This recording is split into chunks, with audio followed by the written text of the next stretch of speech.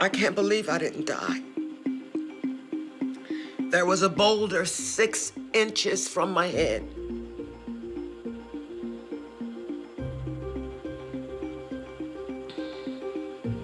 But I'm here. I'm here to tell the story, and that's why I'm here with you. After the Fall, a conversation with Robin Roberts and Jenifer Lewis.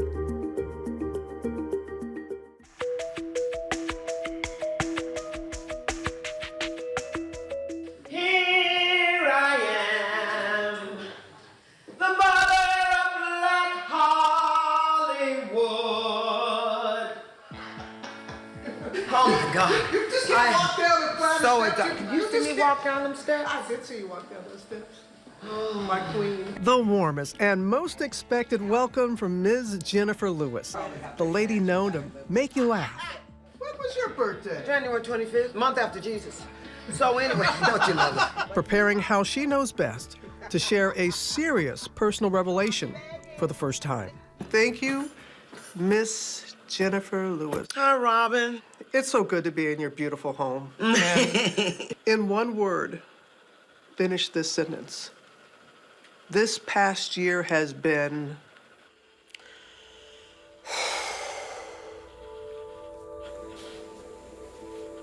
the hardest.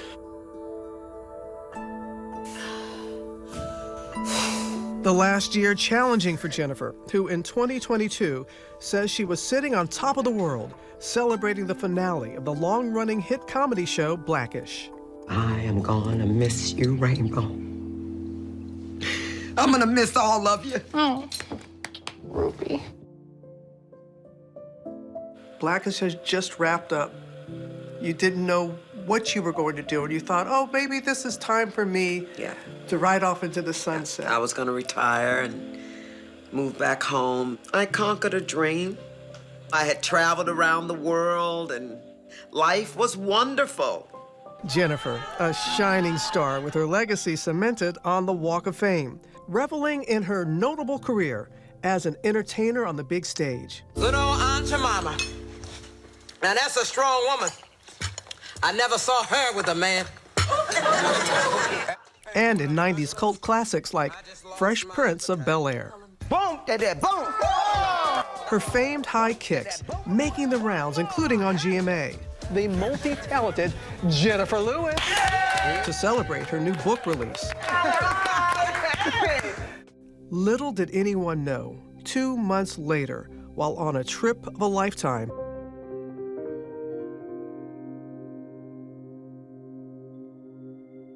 her life flashing before her eyes.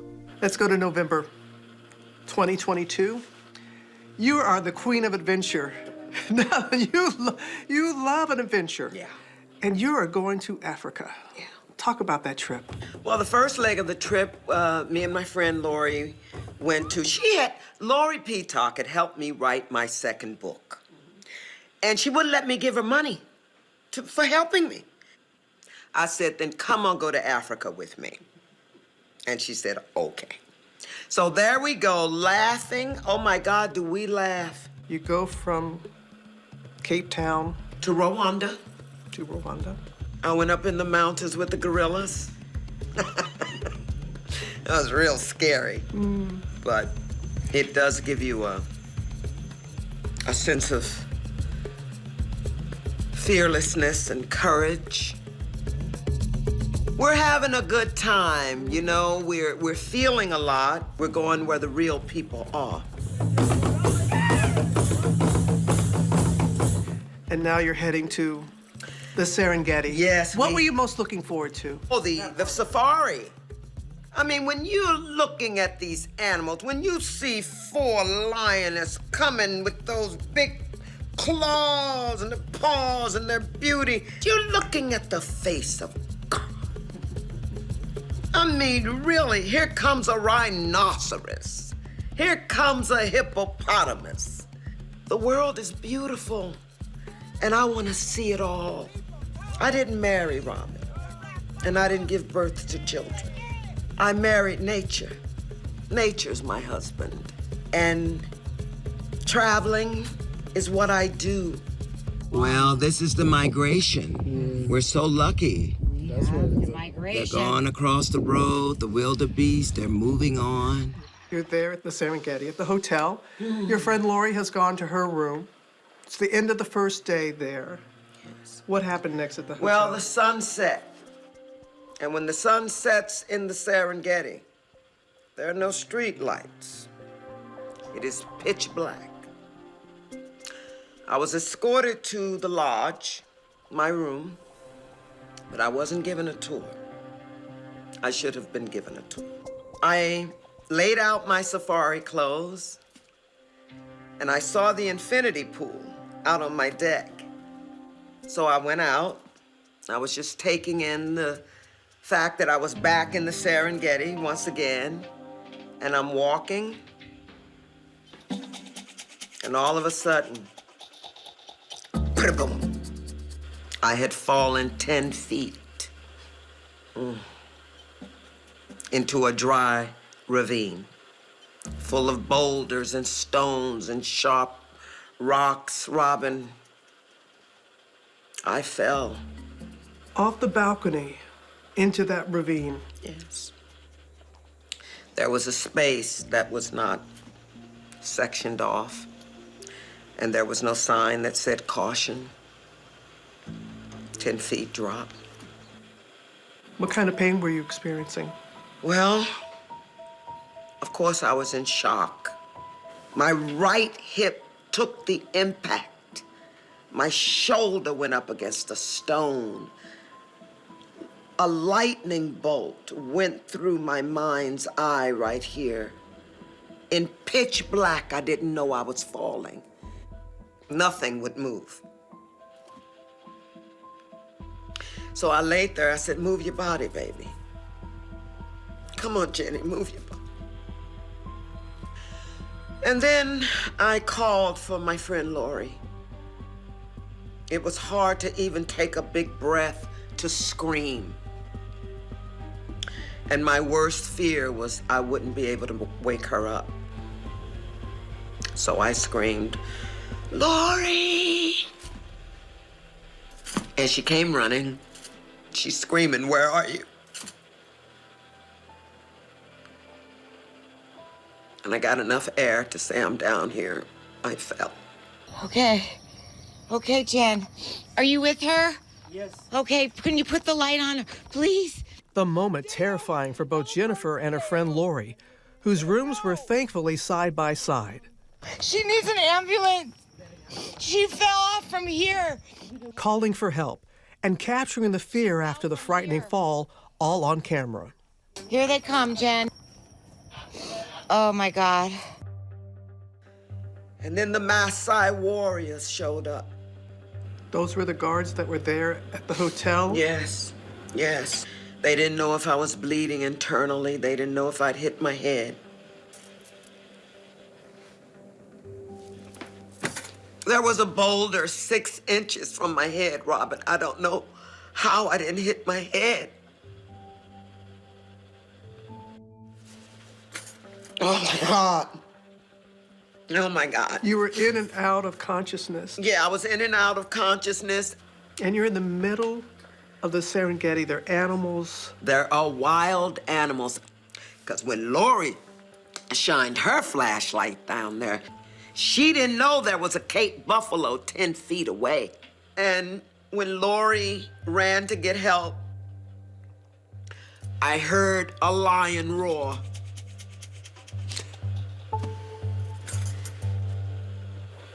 My last thought, because I am Jenifer Lewis, was what a headline.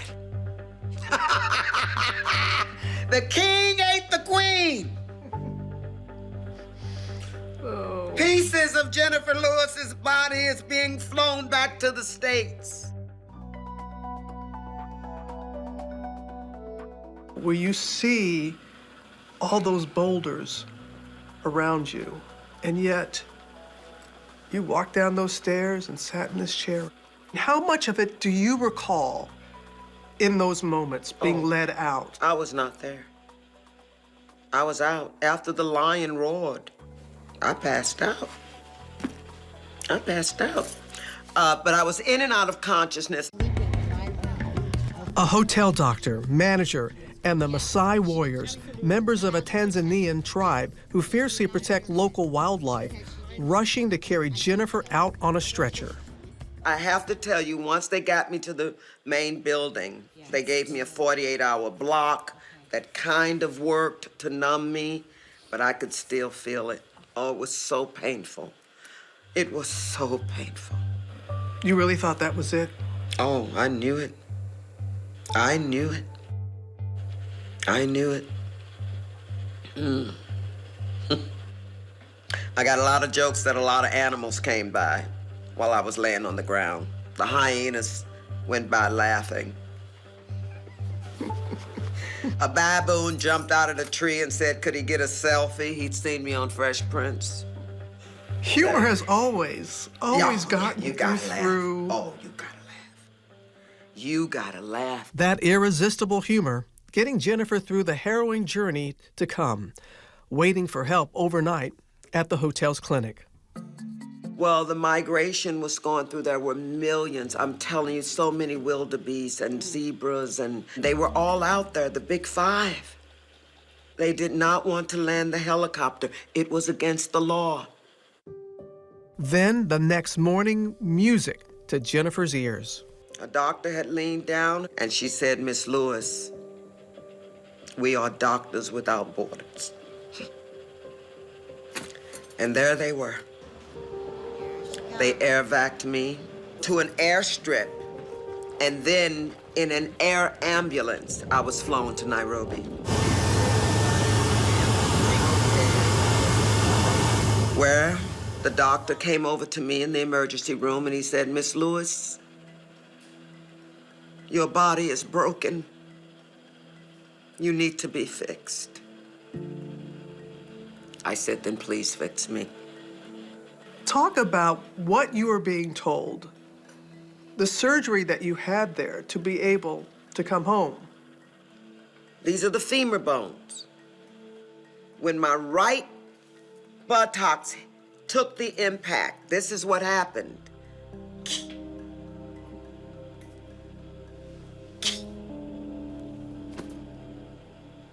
And it went right into the acetabulum and fractured it. The acetabulum, I didn't know what it was. It's the little socket that holds the femur in place inside the hip bone. In the x-rays before Jenifer's daunting procedure, you can see her right femur, or thigh bone, lifted up, fracturing the socket which holds it in place. During her emergency surgery, the Nairobian doctors using titanium to replace part of that hip.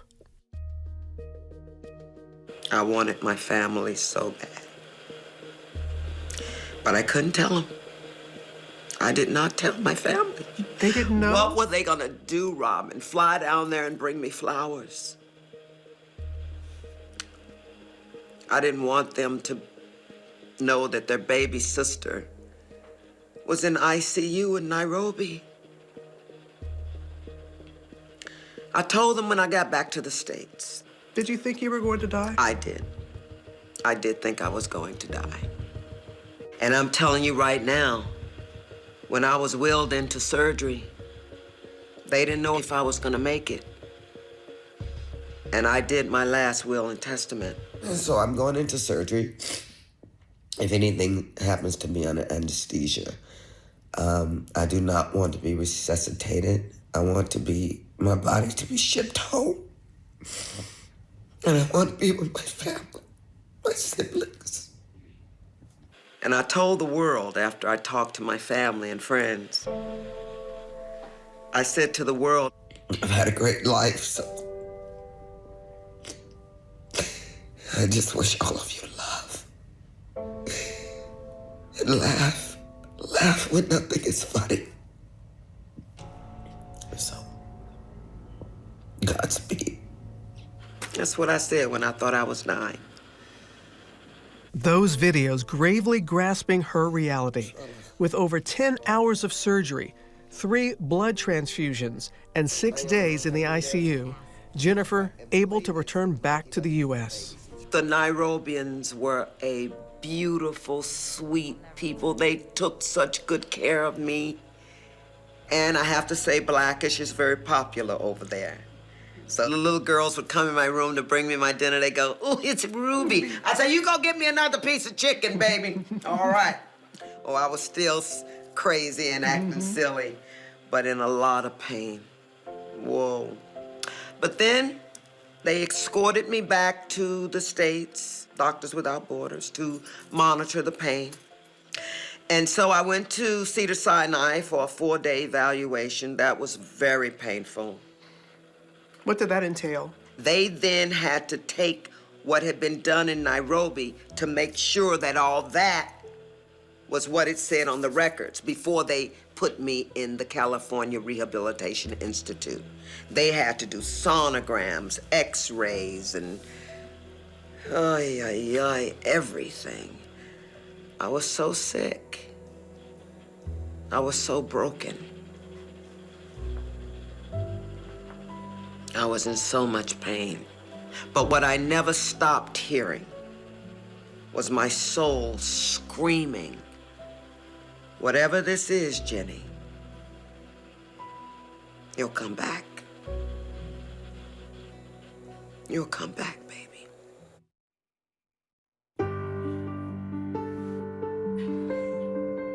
Nobody could have survived that fall. I've learned how precious life is and how short it is. Can you explain what you went through to get to the point where you are now? What was the hardest part? The hardest part was the pain. After 3 months, I stopped taking the medication. Because I said, if there's pain, let me feel it so I can fix it. One of the other worst parts was being in a wheelchair. Walking with a walker. I would pass this mirror upstairs, just walking through the house, and I would see this person in a wheelchair. And it was me. I knew I was gonna get up. Month by month, Jenifer documenting her journey as she learns how to walk again. It's only been 9 weeks, and look at me. Here I am with my cane. I've graduated. It's been a year. I'm going down the stairs. One of the things that actually excited me during my healing process was observing the human body. Wow. Where you can't put your sock on one day, but the next day you can. It was everything that I had taken care of my body before I left for Africa. And I always say to people, take care of your bodies so that when you fall, you'll be able to get up. How were you able to keep this private for so long? It was hard for me to keep this story. I needed all of me to heal this injury. I needed everything I had. I'm able to share my story now because I'm walking. I'm walking, I'm back working. Everybody would have been, "What happened? Ooh, Jenifer, what?" I couldn't talk. I couldn't walk. I couldn't sing. Everybody, even on social media, "Where's Auntie?" And that's the lesson I want to give them. You take care of yourself before you try to give the world something. I had to take care of myself so I could come back even stronger. Here we are walking in your home. I'm walking. Surrounded by this beautiful artwork from Africa. One step at a time, Jenifer proud to be able to show off her lovely home with a surprise of her own up her sleeve. This is the Lori we've been hearing about. Yeah. Introducing her friend Lori, who's been by her side since the fall.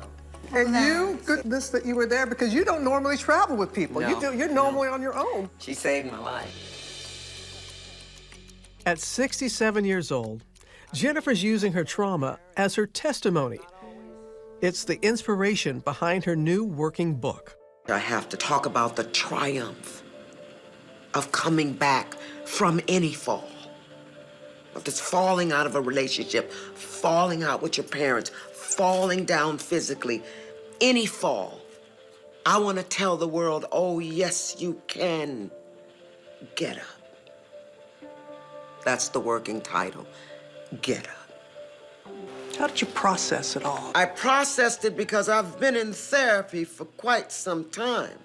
And I have the tools to journal, the tools to meditate, to get the job done. I'm that girl. And it's that girl that brought me back. Finally ready to share what she's overcome, Jenifer is back and doing it her way. Jenifer Lewis, bring it on in. I fell when I was in Africa. I fell, I was 65. But look at me now, ladies and gentlemen. I'm still alive. And I'm here to thrive. Yes! A round of applause for Jenifer, who's hitting all the right notes on her road to recovery. I'm walking, but I'm still in pain. And I know I will feel this for the rest of my life. But my joy and, I would say, lust for life and happiness will hopefully balance this pain. It hurts. It's numb. And I hate that it happened. But I lived and I'm blessed. I'm still alive. Yeah. It's still making us laugh. Still making us laugh. Yeah, thank you. Bless you.